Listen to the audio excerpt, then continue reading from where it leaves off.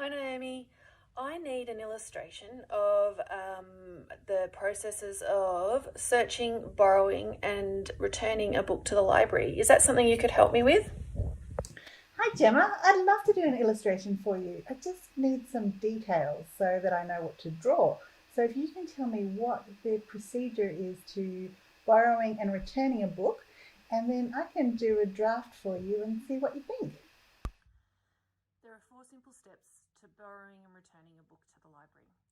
So first of all, you need to search for your book using the orbit screen on one of the computers. Second step is finding your book. There are 3 areas of the library. Yellow is junior fiction, blue is fiction, and red is non-fiction.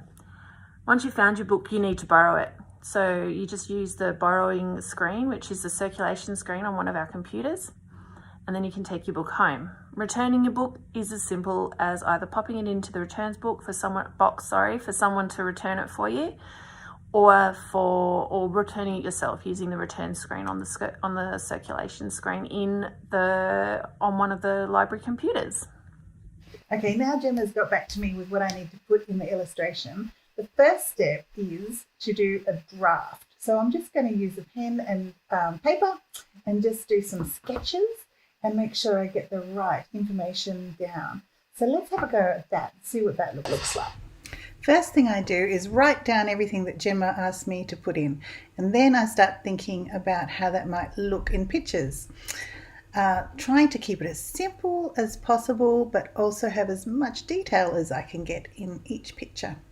Because pictures say a lot without words, so I don't want to use too many words, but I also want to make it very meaningful so that the colours make sense and they mean something, and the illustration is really easy to read, not too busy. So being simple is actually the best way to communicate an idea, but it's also very hard.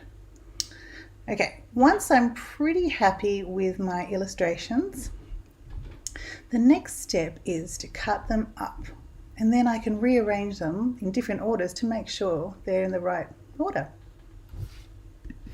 Okay, so here we are. This is a slide graphic, and this is Adobe Illustrator. Now, I've had a go at drawing this up for Gemma.